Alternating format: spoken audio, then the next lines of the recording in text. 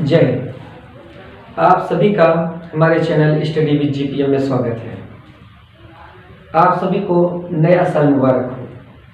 साल के पहले ही दिन से हमने ये ठाना है कि आपको भौतिक विज्ञान का रिवीजन करवाना है। आपने भी कुछ ठाना है तो आप भी पढ़ने के लिए पढ़ने का ठान लीजिए, और हमने तो पढ़ाने का ठान ही लिया है। पढ़ने के लिए आपको मेहनत करनी ही होगी। पढ़ाई का कोई शॉर्टकट नहीं होता, मतलब आपको पढ़ना ही पड़ेगा। मकसद जिंदगानी की खातिर जिंदगी को बदलना पड़ेगा। मकसद जिंदगानी की खातिर जिंदगी को बदलना पड़ेगा। जो बचाते हैं फूलों से दामन, उनको कांटों पे चलना पड़ेगा। अपने लक्ष्य को प्राप्त करने के लिए जिन्होंने अपने अपने लक्ष्य को प्राप्त किया है, उनकी आप कहानियाँ पढ़ी होंगी, कितना स्ट्रगल रहा है उनकी लाइफ में। इसलिए आपको मेहनत करनी ही होगी। तो चलो शुरू करते हैं हम भौतिक विज्ञान की पहली इकाई से। पहली इकाई, इससे आपको 8 नंबर मिलने वाले हैं। पहली इकाई से आपको 8 नंबर मिलने वाले हैं। पहली इकाई स्थिर विद्युतिकी। हम जो दोहरा रहे हैं, आपको रिवीजन करवा रहे हैं भौतिक विज्ञान का। भौतिक विज्ञान विज्ञान की वो शाखा होती है जिसके अंतर्गत हम पदार्थों, ऊर्जाओं तथा उनके बीच होने वाली परस्पर क्रियाओं का अध्ययन किया जाता है। भौतिक विज्ञान कहलाती है। न्यूटन को भौतिक विज्ञान का पिता कहा जाता है और आइंस्टीन को आधुनिक भौतिक विज्ञान का पिता कहा जाता है। इसमें हम पहली इकाई पढ़ रहे हैं स्थिर विद्युतिकी, इलेक्ट्रोस्टैटिक्स। स्थिर विद्युतिकी है, ये भौतिक विज्ञान की एक शाखा है जिसके अंतर्गत हम स्थिर आवेश के प्रभावों और घटनाओं का अध्ययन पढ़ेंगे। इसके अंतर्गत इस इकाई में 2 अध्याय हैं। एक है वैद्युत आवेश तथा क्षेत्र और दूसरा है स्थिर वैद्युत विभव तथा धारिता। इन दोनों चैप्टरों से यानी दोनों अध्यायों से हमें 8 नंबर मिलने वाले हैं। शुरू करते हैं हम पहला अध्याय, वैद्युत आवेश तथा क्षेत्र, इलेक्ट्रिक चार्ज एंड फील्ड्स। सबसे पहले ये समझते हैं कि वैद्युत आवेश क्या होता है। वैद्युत आवेश क्या होता है? यदि हम जैसे कंघी है, स्केल है, कोई भी कुचालक वस्तुएं हैं, अपने बालों में रगड़ें तो उनमें कागज के छोटे छोटे टुकड़ों को आकर्षित करने का गुण आ जाता है। इस गुण को ही हम वैद्युत आवेश कहते हैं। तो वैद्युत आवेश क्या हुआ?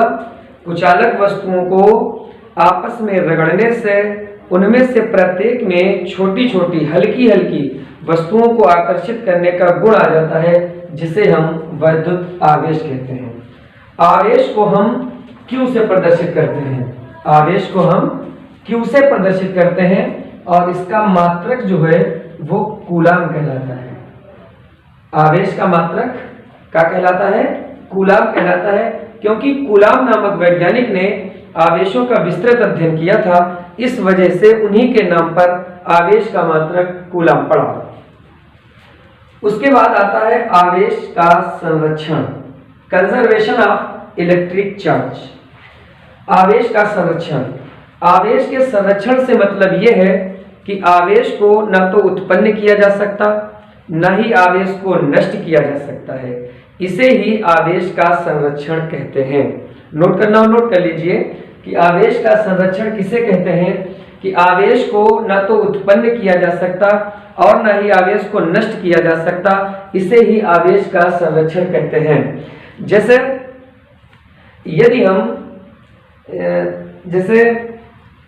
यदि हम किसी वस्तु को, दो कुचालक, कोई 2 वस्तुएं हैं, उन्हें आपस में रगड़ते हैं तो एक वस्तु पर धनावेश आ जाता है और दूसरी वस्तु पर ऋणावेश आ जाता है।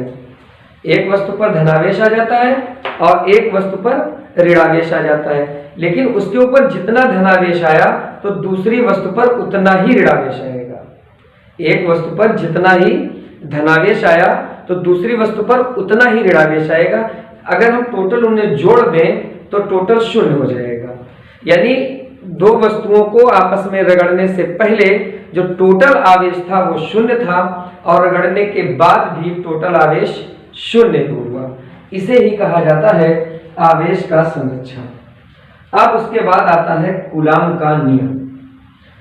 कूलाम का नियम, कूलाम एक वैज्ञानिक थे जिन्होंने, फ्रांस के वैज्ञानिक थे कूलाम, जिन्होंने 1785 के लगभग आवेशों का अध्ययन किया था और नियम दिया था जिसे हम कूलाम का नियम कहते हैं। कूलाम का नियम, कूलाम ने बताया कि जब कोई दो आवेश होते हैं तो दो समान प्रकार के आवेशों में, समान प्रकार के, अब आवेश देख लो, पहले थोड़े से और बता देते हैं आपको आवेश के बारे में। जो आवेश होते हैं वो दो प्रकार के होते हैं, एक होते हैं धनात्मक आवेश और एक होते हैं ऋणात्मक आवेश। एक धनात्मक आवेश और एक ऋणात्मक आवेश। अभिक्रिया मतलब इलेक्ट्रॉनों के आदान प्रदान में जो वस्तुएं इलेक्ट्रॉन दान देती हैं, जिनसे यानी इलेक्ट्रॉन निकलते हैं, उनके ऊपर उत्पन्न आवेश धनावेश होता है, और जो धातुएं या वस्तुएं इलेक्ट्रॉन ग्रहण करती हैं उनके ऊपर उत्पन्न आवेश ऋणावेश होता है। धातुएं इलेक्ट्रॉन ग्रहण नहीं करती, धातुएं हमेशा इलेक्ट्रॉन त्यागती ही हैं, और अधातुएं जो होती हैं वो इलेक्ट्रॉन ग्रहण करती हैं। क्लियर हुआ? तो कूलाम ने बताया था कि जो आवेश होते हैं समान प्रकार के आवेशों में हमेशा प्रतिकर्षण होता है, और एक जैसे आवेशों में प्रतिकर्षण होता है और विपरीत प्रकार के आवेशों में आकर्षण होता है। यानी प्लस प्लस में प्रतिकर्षण होगा, प्लस और माइनस में आकर्षण होगा, ये बताया था कूलाम ने। कूलाम ने बताया कि यदि कोई दो आवेश हो, जैसे एक आवेश Q1 है, एक आवेश Q2 है, और इनके जो बीच की दूरी है वो स्मॉल r है। एक आवेश Q1 है और एक आवेश Q2 है, और इनके जो बीच की दूरी है वो स्मॉल r है। तो कूलाम ने बताया कि किन्हीं दो आवेशों के बीच लगने वाला बल आवेशों की मात्राओं के गुणनफल के समानुपाती और उनके बीच की दूरी के वर्ग के व्युत्क्रमानुपाती होता है। कूलाम ने क्या बताया? कूलाम नामक वैज्ञानिक ने बताया कि इन्हीं दो आवेशों के बीच लगने वाला बल आवेशों की मात्राओं के गुणनफल के समानुपाती और उनके बीच की दूरी के वर्ग के व्युत्क्रमानुपाती होता है। यानी कूलाम के नियम के अनुसार इनके बीच जो बल F लग रहा है वो बल F जो है वो समानुपाती है Q1 और Q2 के। ठीक है? और जो बल है वो दूरी के वर्ग के व्युत्क्रमानुपाती है। यदि हम इन दोनों समीकरणों को संयुक्त करें, दोनों समीकरणों को मिलाने पर हम पाएंगे F बराबर Q1 Q2 बटे r²। जब समानुपाती का निशान हटाएंगे तो यहां पर एक स्थिरांक आता है, सपोज ये K आया, Q1 Q2 बटे r²। इस प्रयोग द्वारा जो इसका मान होता है K का वो 9 गुणे 10 की घात 9 Q1 Q2 बटे r²। यह बराबर इसकी जगह पर 1/4 पाई एप्सिलॉन नॉट रख सकते, इसे एप्सिलॉन 0 भी कहते हैं और चाहे एप्सिलॉन नॉट कहो। यह बराबर 1/4 pi epsilon not Q1 Q2 बटे r²। ये सूत्र हम जब लगाएंगे जब माध्यम वायु या निर्वात हो। ये वाला सूत्र तब लगाएंगे जब माध्यम वायु या निर्वात हो। यदि माध्यम वायु या निर्वात ना हो, कोई ऐसा माध्यम हो जिसका परावैद्युतांक K हो, तो ये सूत्र ये बन जाएगा F बराबर 1/4 पाई एप्सिलॉन 0 Q1 एप्सिलॉन 0 के Q1 Q2 बटे r²।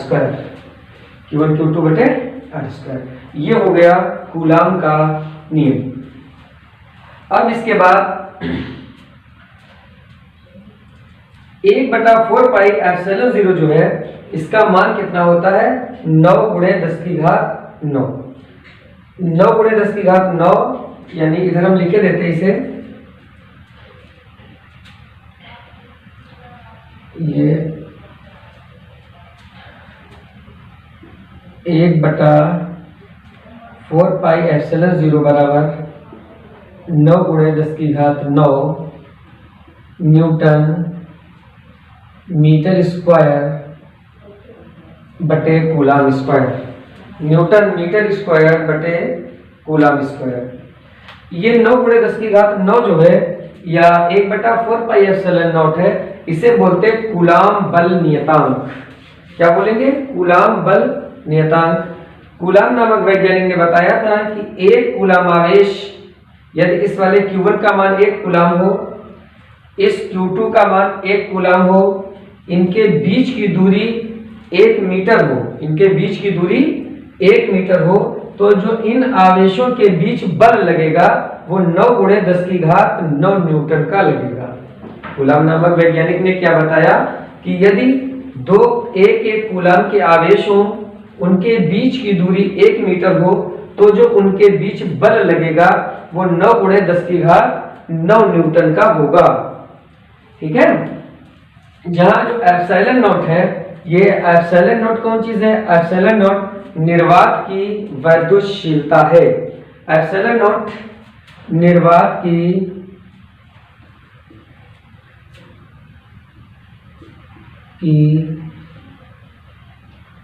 वैद्युतशीलता है, निर्वात की वैद्युतशीलता है एप्सिलॉन नॉट।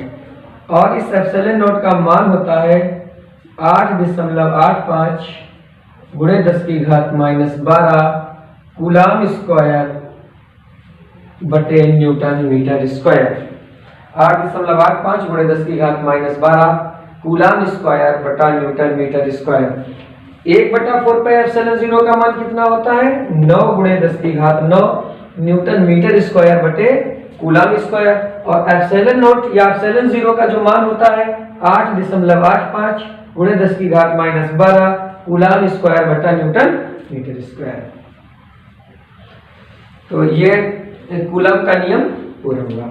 इसके बाद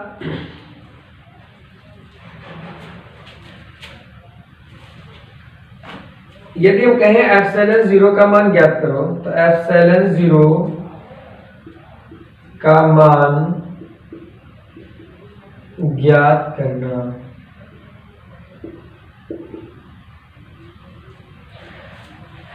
एप्सिलॉन 0 का मान ज्ञात कैसे करेंगे? देखिए 1/4πε0 हम जानते हैं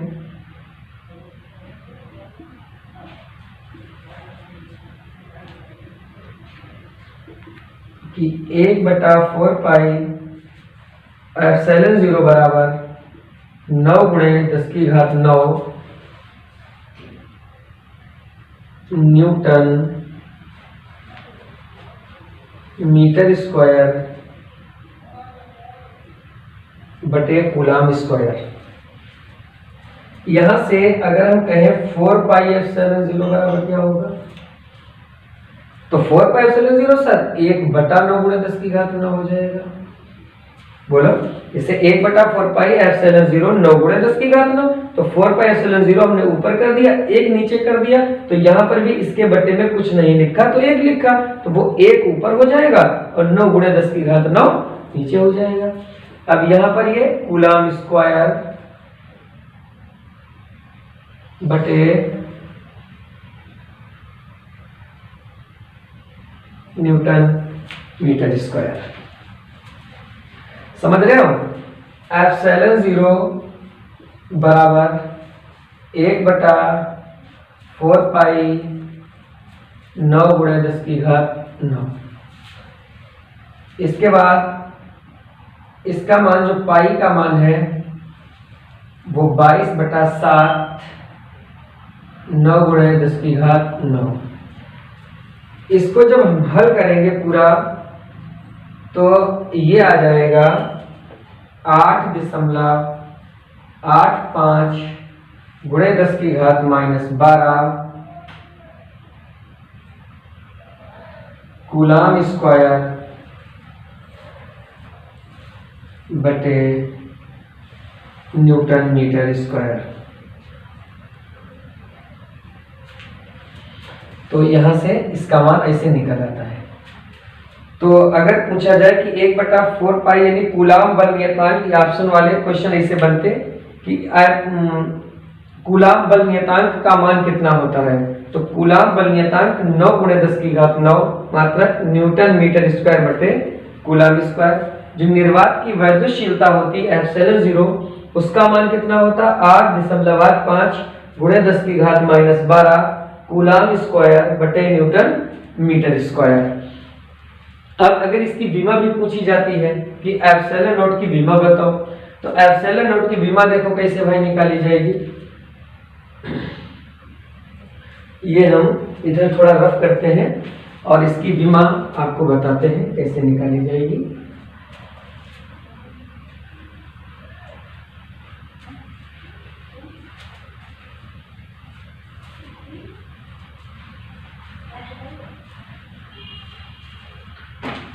एप्सिलॉन नॉट की विमा हम जानते हैं कि 1/4 एप्सिलॉन नॉट F बराबर 1/, इधर से थोड़ा लिखते हैं, F बराबर 1/4 एप्सिलॉन नॉट Q1 Q2 बटे R स्क्वायर। ठीक है, यहां से एप्सिलॉन जो बटे में था इधर आएगा, ऊपर आ गया, यहां पर 1/4 F Q1 Q2 बटे R स्क्वायर। एप्सिलॉन नॉट की विमा ऊपर Q बराबर होता है IT, Q बराबर IT, तो इसकी विमा A, इसकी विमा T, तो इसकी विमा क्या बन जाएगी AT या TA, कुछ भी कहो, तो इसकी विमा TA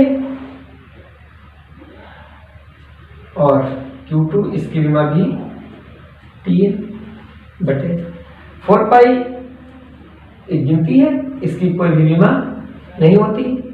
F बल है, बल की विमा mLT-2। अब हम रिवीजन करवा रहे हैं तो हम ये समझते हैं कि आपको मालूम होगा कि जो लंबाई होती, लंबाई की विमा L होती, द्रव्यमान की विमा M होती, समय की विमा T होती, ताप की विमा थीटा होती, विद्युत धारा की विमा A होती। तो हम ये समझ के चल रहे हैं कि आपको ये आता है mLT-2। R ये दूरी है और इसकी विमा हो जाएगी L स्क्वायर। अब यहां से देखते हम कि जो एप्सिलॉन नॉट या एप्सिलॉन 0 इसकी विमा क्या बनेगी।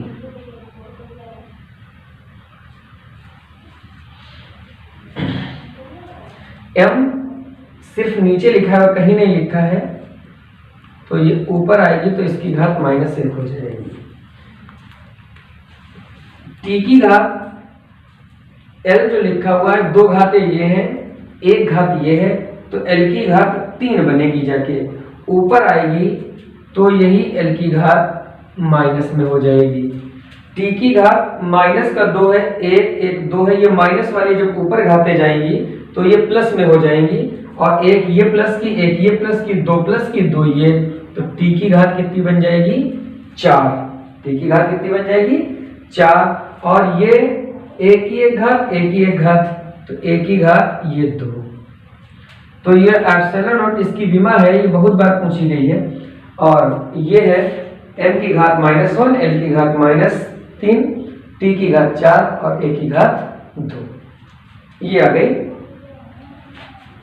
एप्सिलॉन नॉट की विमा। कूलाम के नियम में हमने पढ़ा था कि किन्हीं 2 आवेशों के बीच बल। अब हमने ये हेडिंग है बहुत से आवेशों के बीच बल, यानी बहुत से अगर आवेशों, एक आवेश ना हो, बहुत से आवेश हो, तो एक आवेश पर उस बहुत से आवेश की वजह से कितना बल लगेगा, एक आवेश पर दूसरे आवेश का बल लगता है, वो चाहे आकर्षण बल हो या प्रतिकर्षण बल हो। अब देखिए, जैसे ये यहाँ पर मान लो कोई आवेश Q1 है, यहाँ पर कोई आवेश सपोज Q2 है, ये Q1 है, Q2 है, कहीं पर कोई आवेश Q3 है, इसी तरीके से कहीं पर कोई आवेश Qn है। ठीक है, मान लिया हमने माना कि यहाँ पर कितने आवेश हैं, n आवेश हैं। कितने आवेश हैं, n आवेश हैं। अब एक बिंदु के सापेक्ष Qn यहाँ पर मान लो, कहीं पर भी मान सकते हैं, Q1, Q2, Q3, Q4, Q5, ऐसे बहुत सारे आवेश हैं। और कितने आवेश हैं, यहाँ पर टोटल n आवेश हैं। कितने आवेश हैं, n आवेश हैं।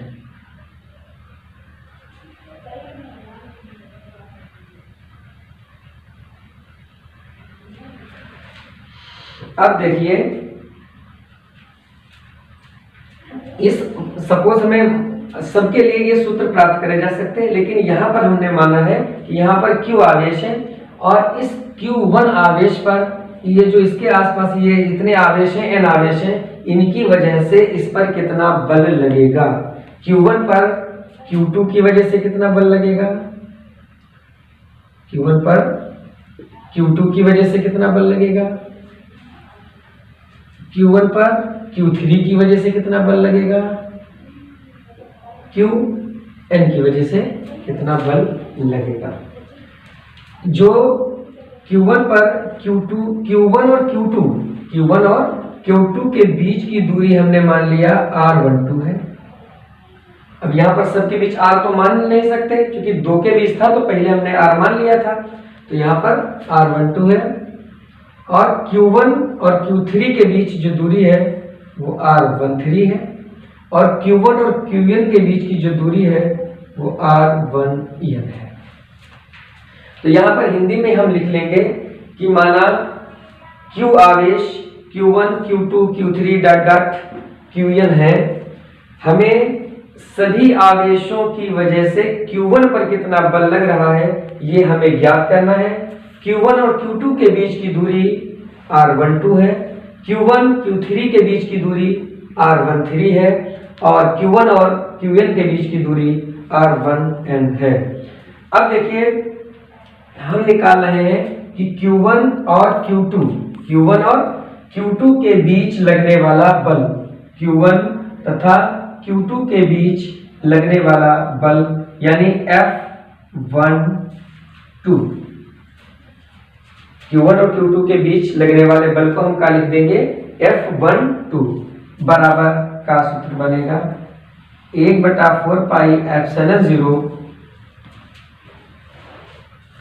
Q1 Q2 बटे R12 square, Q1 Q2 R12 square. F13 आवेश Q1 पर Q3 के वजह से लगने वाला बल, F13 बराबर 1/4 पाई एप्सिलॉन 0 Q1 Q3 बटे R13 का स्क्वायर। इसी तरीके से पहले F4 के बीच लगने वाला बल, 5 के बीच लगने वाला बल, अब F1n nवें आवेश की वजह से Q1 आवेश पर लगने वाला बल 1n बराबर 4 pi epsilon not Q1 Qn R1n square.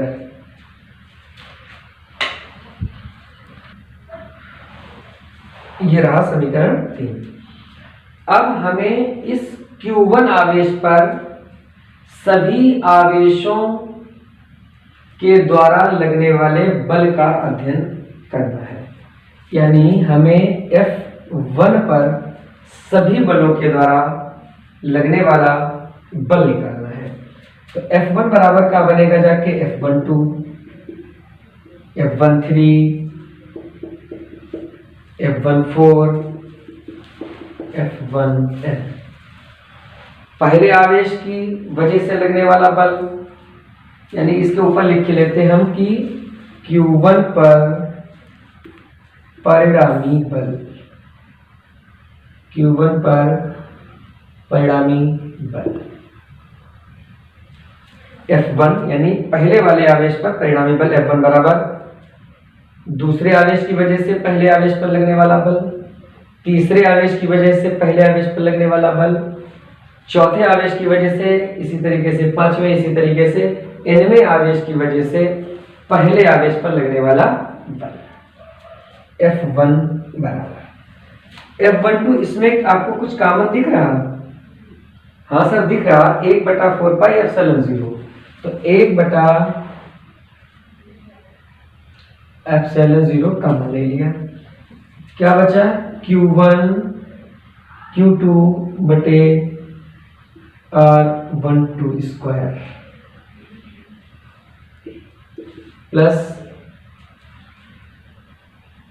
Q2 Q1 Q3, ये तो कॉमन चला गया, ये वाला कॉमन चला गया, तो Q1 Q3 बटे R13 square, R13 square plus Q1 Q4 बटे R14 स्क्वायर। इसी तरीके से जितने भी आवेश हों उन सबको जोड़ा जा सकता है, Q1 Qn बटे R1n स्क्वायर। तो ये आ गया पहले आवेश पर लगने वाला बल। अब इसी तरीके से ये सिर्फ पहले आवेश पर नहीं, अब हम हर आवेश पर सभी आवेशों की वजह से लगने वाले बल का अध्ययन कर सकते हैं। जैसे अब कहा जाए कि दूसरे आवेश पर जितने आवेश है सबकी वजह से लगने वाला बल क्या होगा, तो 1/4 पाई एप्सिलॉन 0। अब यहाँ पर क्या करेंगे हम, Q2 Q1 बटे R21 स्क्वायर, मतलब दूसरे और पहले आवेश के बीच की दूरी। इसी तरीके से यहाँ पर Q2 Q3 बटे R23 square plus Q2 Q4 बटे R24 square plus Q2 Qn बटे R2n स्क्वायर। इसी तरह हम Q3 आवेश पर, Q4 आवेश पर, Qn आवेश पर, जिस भी आवेश पर चाहे तो सभी आवेशों की वजह से लगने वाला बल ज्ञात कर सकते हैं। बहुत से आवेशों के बीच लगने वाला बल, इसे अध्यारोपण का सिद्धांत भी कहते हैं। इसे अध्यारोपण का सिद्धांत भी कहते हैं कि एक आवेश पर बहुत से आवेशों के द्वारा लगने वाले बल का अध्ययन करना ही अध्यारोपण का सिद्धांत भी कहलाता है। इसके बाद हम पढ़ेंगे विद्युत क्षेत्र क्या होता है। जैसे किसी आवेश अथवा आवेश समुदाय के चारों ओर का वह क्षेत्र जिसमें कोई अन्य आवेश वैद्युत बल का अनुभव करता है, विद्युत क्षेत्र कहलाता है। इसके बाद वैद्युत क्षेत्र रेखाएं एवं वैद्युत बल रेखाएं ये भी पढ़ेंगे, लेकिन अब ये अगले वीडियो में पढ़ेंगे क्योंकि वीडियो फिर ज़्यादा बड़ा हो जाएगा और इसकी वॉइस भी देखना है थोड़ी कैसी रहती है। तो मिलते हैं फिर अगले वीडियो में। जय हिंद।